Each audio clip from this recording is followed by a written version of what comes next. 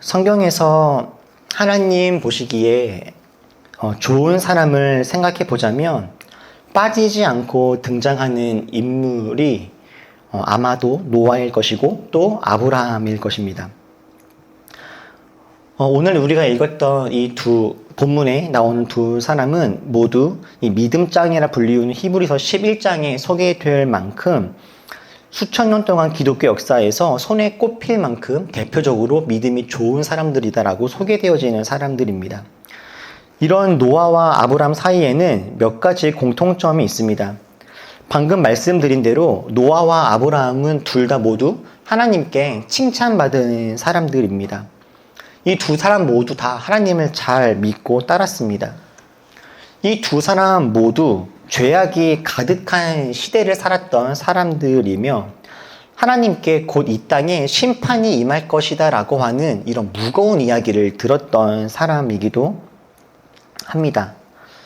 노아는 하나님께 이 땅에 홍수로, 비로, 물로 심판이 임할 것이다 라고 하는 이야기를 들었었고, 아브라함은 불과 유황으로 소돔과 고모라가 멸망될 것이라고 하는 그런 이야기를 들었었죠.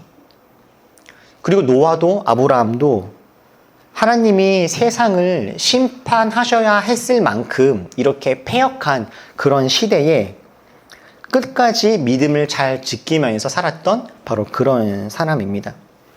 사실 성경을 봤을 때 이 자기가 살아가고 있었던 이 자신의 세상이 심판받아서 멸망당하는 것을 직접 경험한 사람은 이 노아와 아브라함을 제외하면 많지 않죠.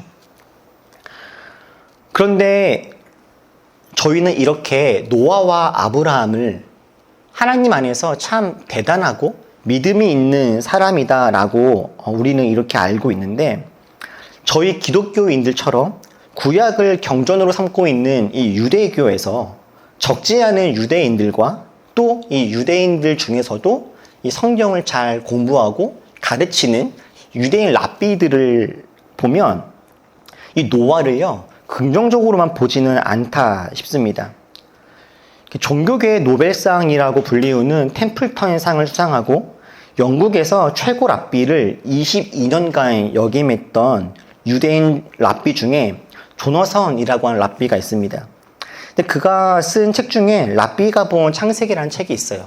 이 유대인 랍비들도 구약을 경전으로 여기기 때문에 깊이 연구하고 공부하는 사람들인데, 이 사람이 쓴 이 글을 보면 노아와 아브람 사이에는 중요한 차이가 한 가지 있다라고 이 사람이 소개합니다.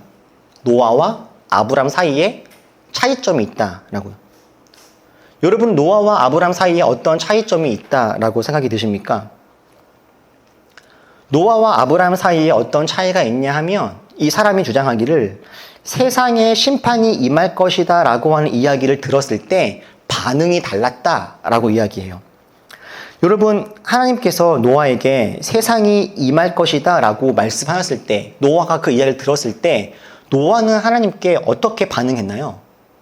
노아는 하나님께 어떻게 대답했습니까? 노아가 무슨 말 했는지 여러분 기억나십니까? 하나님께서 너와 너의 가족을 위해서 방주를 만들어라 라고 했을 때 노아는 그 이야기를 듣고서 하나님께 어떻게 반응했나요? 실제로 정말 비가 내리기 시작했을 때 노아는 하나님께 뭐라고 응답했습니까?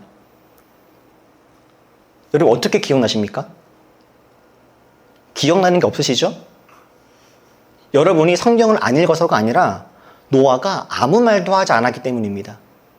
노아는요, 하나님께서 세상에 심판이 임할 거야 라고 하는 이야기를 하셨을 때, 그 말을 들었을 때, 방주를 만들어라 말씀하셨을 때, 그리고 방주에 타라 하셨을 때, 비가 내릴 때, 어떤 상황과 환경이 다가오고 주님께서 노아에게 무슨 말씀을 하셔도 노아는 한마디도 대꾸하지 않습니다.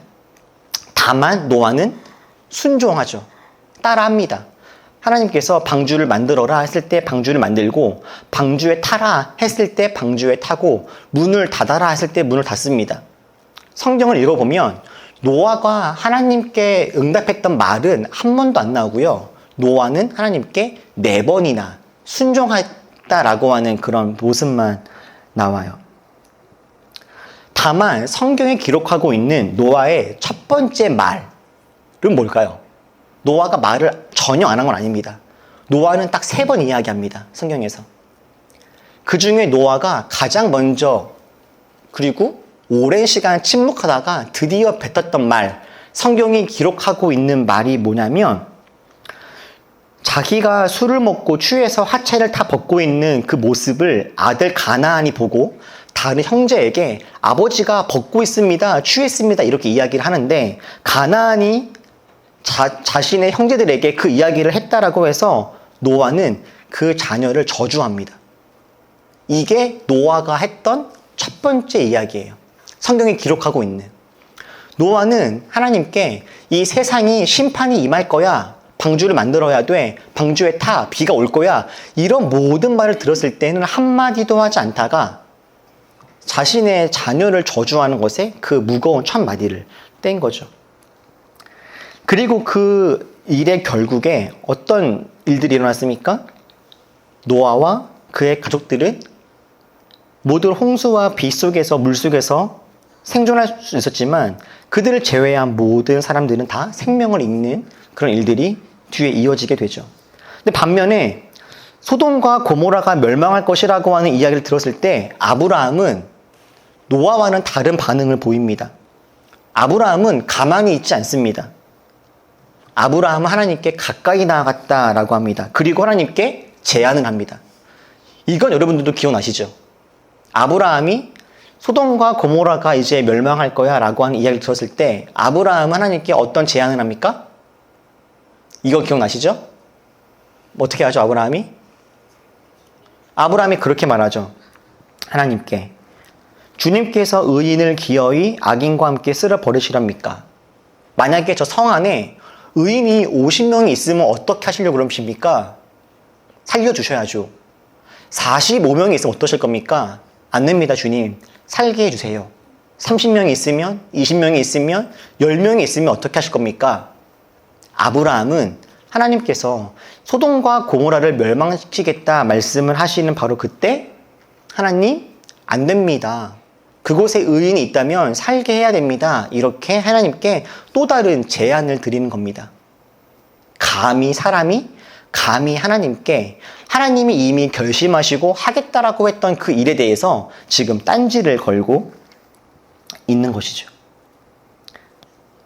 그런데 더 놀라운 사실은 하나님은 그런 아브라함의 말을 다 들어주셨다라는 겁니다. 하나님은 아브라함을 교만하다라고 말씀하시는 것이 아니라 아브라함이 그렇게 사람들을 살리고자 애를 쓰는 그 모습을 기쁘고 이쁘게 보셨습니다. 그래서 그 결과 노아와는 조금 다른 결과를 아브라함은 얻습니다. 소돔과 고모라 땅에 불과 유황으로 모든 것이 다 심판될 바로 그때 하나님은 아브라함을 기억하십니다. 그래서 하나님은 롯을 살리시죠. 원래는 소돔과 고모라 땅에 있는 모든 사람들이 다 불과 유황으로 심판을 받게 될 바로 그 상황에 하나님은 아브라함을 기억하시고 거기에 있는 롯을 살게 하시는 겁니다. 노아의 시대 때에는 모든 사람이 다 죽고 생명을 잃게 되었지만 아브라함이 하나님께 제안하고 이야기했을 바로 그때 하나님은 살게 하시고 새롭게 하시는 일들을 행하셨던 거예요. 그리고 아브라함으로부터 이삭이 나오고 이삭에게서 야곱이 나오고 야곱에게서 이스라엘의 12지파가 시작이 되죠. 그리고 아브라함의 이 믿음은 수천 년이 지나서 지금 저희들에게까지 이렇게 다가오고 있습니다. 여러분, 노아와 아브라함의 이 차이가 무엇입니까? 청파교회를 담임하셨던, 이제는 원로 목사님이셨던 이 김기성 목사님은 고백의 언어들이라는 책에서 제가 조금 전 말씀드렸던 이 유대인 랍비의 이 해석을 인용하시면서 노아에게는 없고 아브라함에게 있는 것, 아니 아브라함에게는 나타나지만 노아에게는 나타나지 않은 것, 그러니까 노아에게도 이 마음이 있었을 수도 있지만 성경이 기록하고 있지 않은 것, 그래서 우리가 성경을 아무리 보아도 노아의 마음을 확인할 수 없는 것, 이것이 무엇이냐면 다름 아닌 타인에 대한 사랑, 이웃에 대한 책임감이라고 정리합니다. 두 명 다 하나님을 잘 믿었고 하나님께서 이렇게 하라 말씀하실 때 순종하는 사람들임에는 분명합니다. 아브라함도 노아도 하나님께서 이렇게 살아가라, 이 길로 가라, 이것을 해라 말씀하셨을 때 두 명 다 모두 그 뜻에 잘 따랐고 순종하는 사람들이었다라는 거예요. 그러나 아브라함에게는 있지만 노아에게는 드러나지 않는 것, 보이지 않는 것, 바로 타인에 대한 책임감이라는 거죠. 세상이 다 물로 멸망할 거야, 방주를 지어야 돼, 방주를 타야 돼, 비가 내릴 거야, 이제 이 세상에 있는 모든 사람들은 다 물에 잠길 거야, 이런 이야기를 들었을 때 노아는 순종하지만 그 순종하는 것 이외에 어떤 것도 행하고 있지 못했다라는 거죠. 결국에 노아는 자신과 자신의 가족은 구원합니다. 그러나 노아는 자신과 자신의 가족 이외에는 그 어떤 것도 구원하지 못합니다. 더 안타까운 것은 비록 자신과 그 가족은 홍수라고 하는 대재앙에서 살아남기는 했으나 그 이후에 행복하게 살아갔다라고 보기는 좀 어려울 것 같아요. 조금 전에 말씀을 드렸던 것처럼 노아는 술을 먹고 하체를 드러내며 추위에 있었고 그걸 보고 이야기했던 아들을 저주합니다. 제가 몇 번 이야기를 드렸던 것처럼 많은 학자분들은 노아가 홍수 이후에 어떤 그런 대재난의 트라우마 속에서 어려움과 아픔을 겪었을 것이다 이렇게 이야기하기도 합니다. 그리고 그 어떤 근거와 결과로 제시하는 것 중에 하나가 뭐냐면 여러분 창세기에서 노아 사건 다음에 나오는 사건이 무엇이죠? 노아 다음에 나오는 거? 노아 다음에 뭐가 나옵니까? 어떤 이야기가? 바벨탑 이야기가 나오죠. 노아 사건이 나오고 그 다음에 바벨탑 이야기가 나오고 바벨탑 다음에 뭐가 나와요? 누구 얘기? 아브라함의 이야기가 나옵니다. 단순하게 성경에 나와 있는 연대기를 단순하게 산술적으로 계산을 하면 바벨탑 사건은요, 노아가 생존하고 있을 때 일어났을 거라고 계산이 가능합니다. 이것이 우리에게 어떤 의미를 주냐면 노아는 분명히 하나님으로 말미암아 순종하고 자신과 자신의 가족들을 살리는 사람이긴 했으나 홍수 심판이 일어나고 불과 몇 세대가 지나지 않아서 이 땅에 있는 많은 사람들은 다 하나님을 기억하고 있지 않거나 하나님을 기억하고 있다 할지라도 하나님을 두려워하지 않고 하나님을 잘 따르고 있지 않았다라고 하는 것을 의미해요.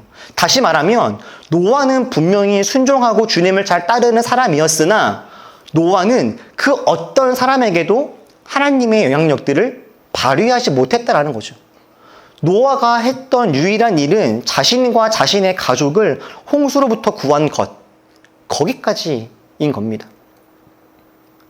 비가 올 때 방주 안에 있었기에 비록 자신과 자신의 가족들은 살았다 할지라도 누군가 죽어간다면 혹시 이 방주 밖에 어떤 사람이 살아있을지도 모른다면 아니 설령 모두 죽었을 것이다 라고 할지라도 그들을 살리고자 하는 간절한 마음이 우리 마음에 있어야 하는 것이 아닐까? 그런데 노아는 왜 그렇게 하지 못했을까?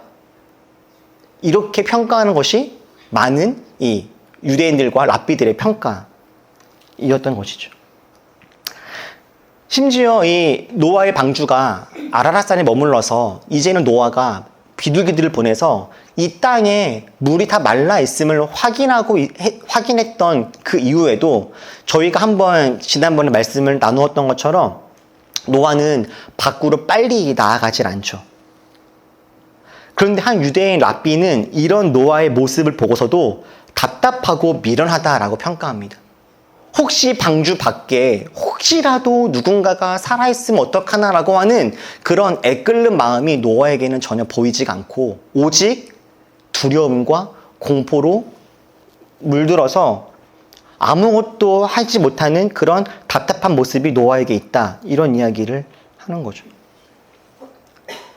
저는 이 유대의 랍비와 이것을 인용하신 김기성 목사님의 이 해석과 지금까지 이야기했던 이 노아에 대한 평가에 대해서 저도 많은 부분 공감하고 인정하게 됩니다.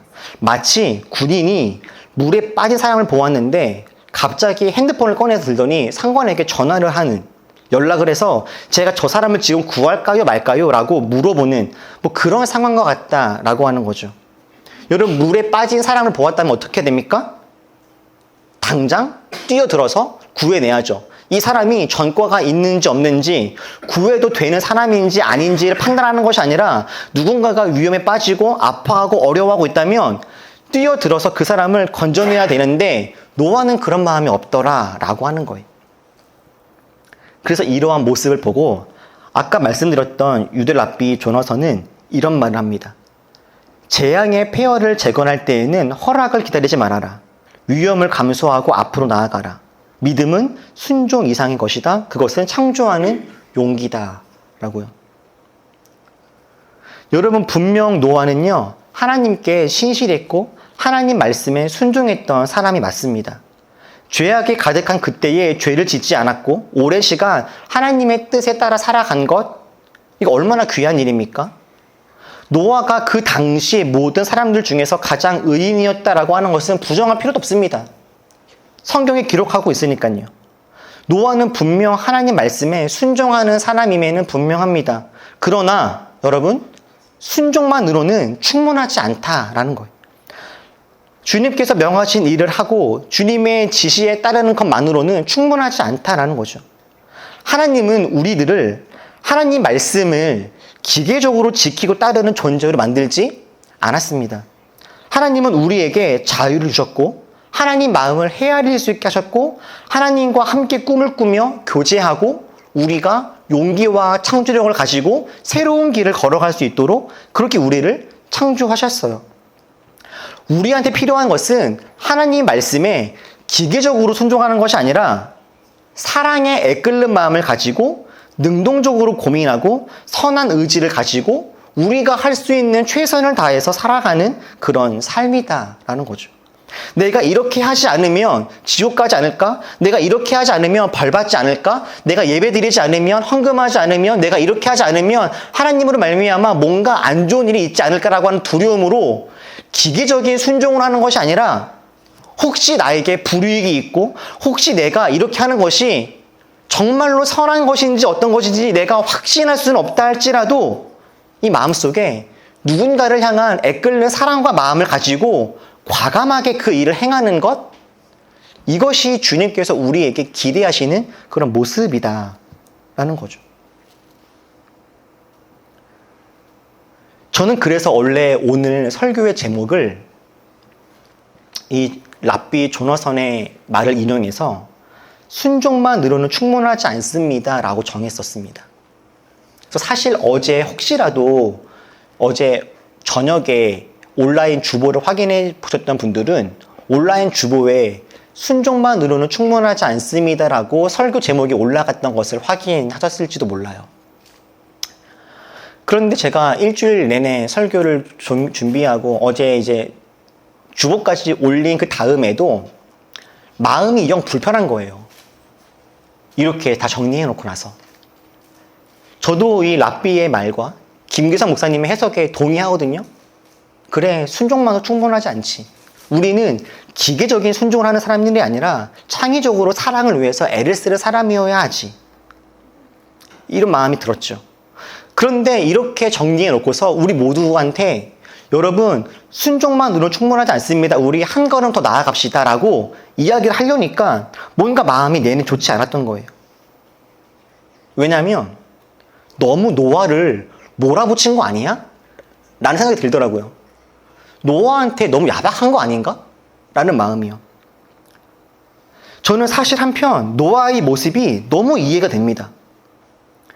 하나님께서 세상을 심판하시겠다라고 말씀하시고 그렇게까지 실제로 하셨을 상황이다 보니 여러분, 노아가 마주했을 사람들이 어땠겠습니까?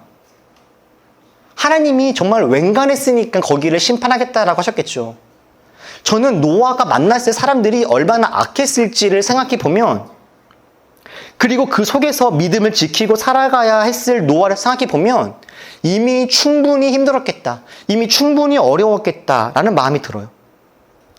그 마음과 그 상황 속에서 방주를 오랜 시간 동안 지으면서 하나님을 믿고 따라야 했으니 노아가 사람들에게 얼마나 많이 치였겠는가 싶은 거죠. 어쩌면 노아도 사람들에게 치이고 사람들의 그런 거짓되고 폭력적이고 음란하고 그런 모습들을 보면서 정말 치를 떨면서 정말 노아 마음에도 사람들을 향한 거룩한 분노, 마땅히 일어나게 되어지는 분노가 일어나지 않았겠습니까? 그래서 하나님께서 노아에게 세상을 심판하겠다라고 했으니 노아 역시 마음속에 그래, 저 사람들 심판받아야 돼 라고 공감하지 않았을까요? 아니, 비록 성경에 기록된 것은 없지만 노아가 어찌 이웃들에게 회개하고 돌이키라고 하지 않았겠습니까?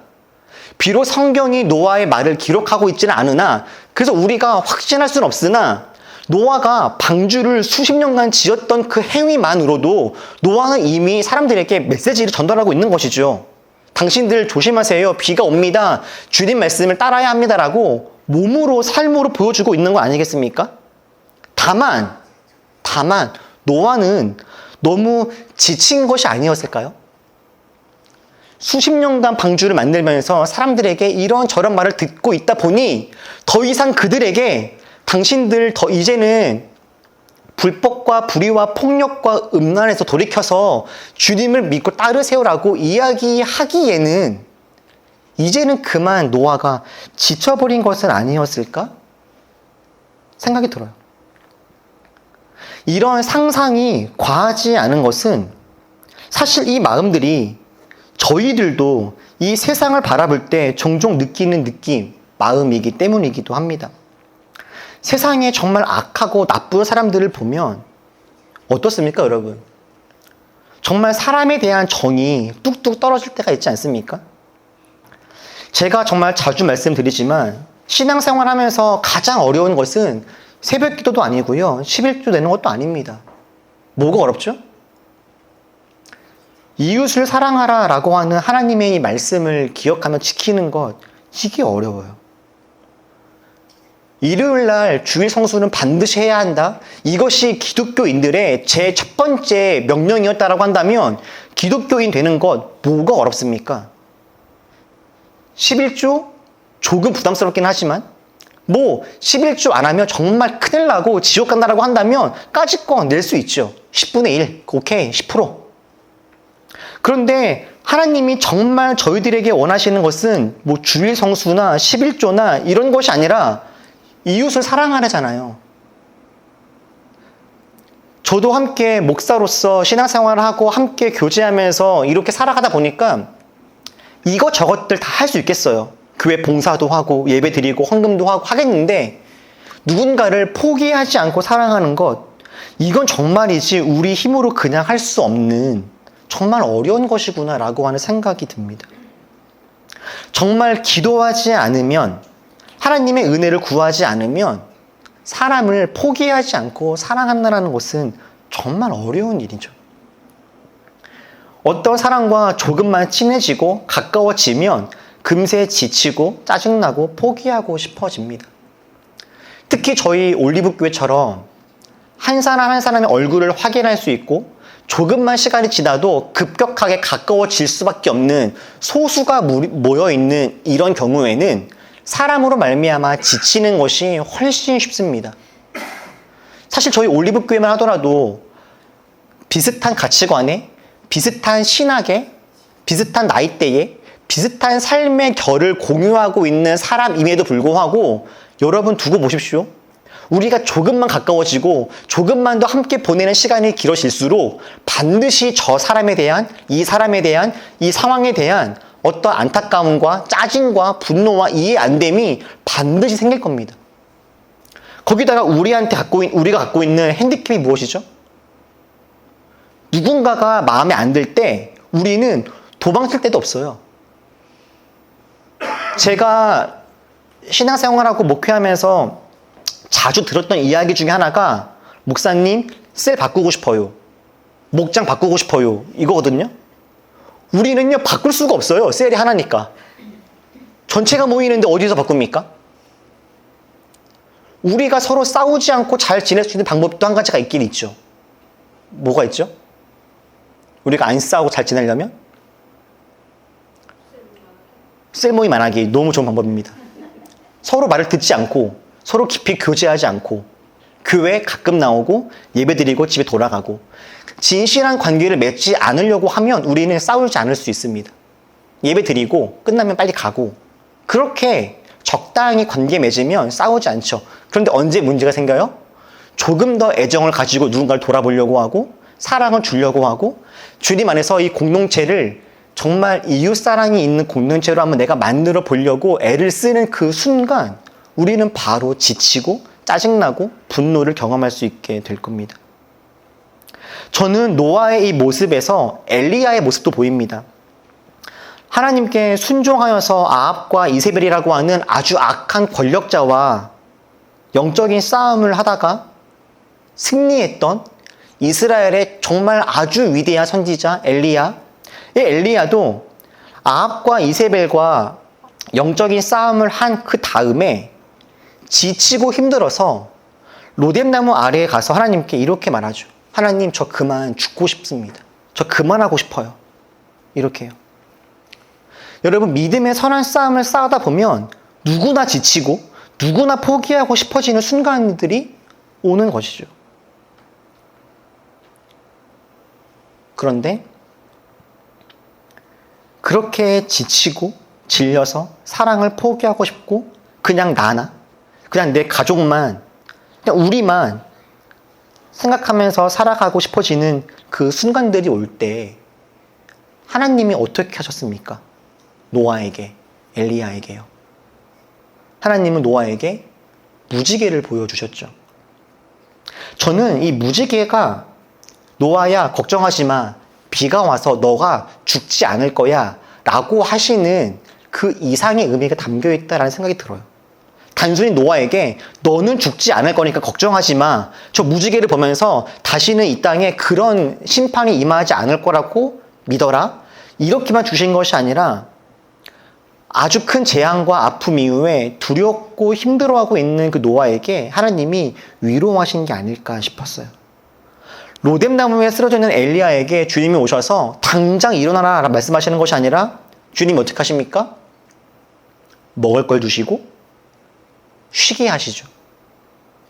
조용히 안아주십니다. 그리고 그 누구보다 크고 작은 어려움을 겪으면서도 끝까지 주님을 따라갔던 바울도 우리들에게 이렇게 권면을 합니다. 우리 이 말씀을 좀 같이 한번 읽어볼까요? 자, 시작.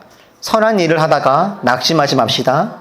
지쳐서 넘어지지 아니하면 때가 이룰 때에 거두게 될 것입니다. 그러므로 기회가 있는 동안에 모든 사람에게 선한 일을 합시다. 특히 믿음의 식구들에게는 더욱 그렇게 합시다. 사랑하는 여러분, 선한 일을 하다 보면 주님 뜻을 따라 살아가려고 우리가 마음 먹고 애를 쓰다 보면 반드시 지치고 쓰러지는 시간이 옵니다. 하나님을 믿지 않았다라면 남편이건 아내건 직장 동료건 누구건 나와 뜻이 맞지 않으면 그냥 등 돌리고 갈라서면 그만이죠.